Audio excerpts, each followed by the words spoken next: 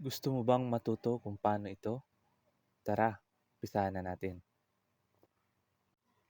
Punta ka sa CapCut. Click mo ang New Project. Hanapin mo yung video, tapos i-click mo ang Add. Tignan natin yung video. 3 na video lang ang kailangan natin. Yung empty na video, yung na-surprise na video, at saka yung nag-spray na video. Kung okay na yung video mo, huwag mong kalimutang i-delete yung CapCut sa dulo. Pindutin mo, tsaka delete. Umpisahan na natin mag-edit. Tanggalin natin yung mga video na hindi na kailangan. Una, kuha muna tayo ng empty na video. Kailangan natin yung timing. Click ang video tapos split. Sa pangalawa na video, i-timing natin na nakahawak siya sa ulo. Tapos split ang video. Pagkatapos, i-click mo yung unang video tapos delete. Hindi na yung kailangan. Sa pangatlo na video, hanapin mo yung timing ng position niya nakaspray. Pag nahanap mo na, i-click mo ang video tapos split.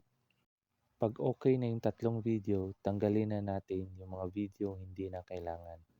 Click mo ang video, split, tapos delete. Balik tayo sa pangalawang video. I-click mo ang video, tapos hanapin mo yung overlay. Pag na-overlay mo na, i-drag mo yung video sa umpisa. Ganon din sa pangatlong video natin. I-click yung video, tapos hanapin mo ang overlay. Pag na-overlay mo na, i-drag mo din siya sa umpisa. Pag na-set up mo na yung 3 video, i-click mo yung video na nakaspray. Tapos, hanapin mo yung mask. Pag nahanap mo na yung mask, ilagay mo sa horizontal. Paikutin mo lang yung yellow line, parang ganito.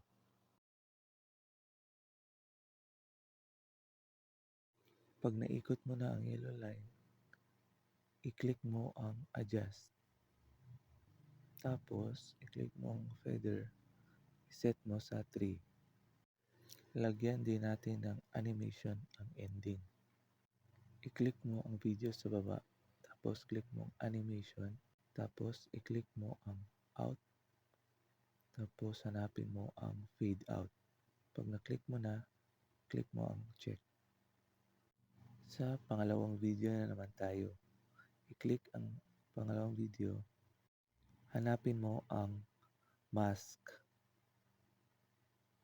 Pag nahanap mo na, click mo ang horizontal.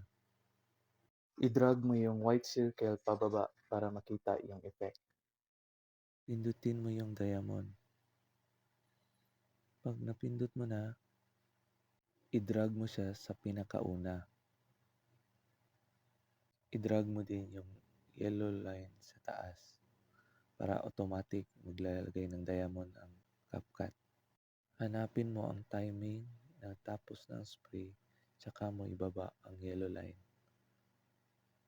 Automatic magda-diamond yan pag nababa mo na ang yellow line.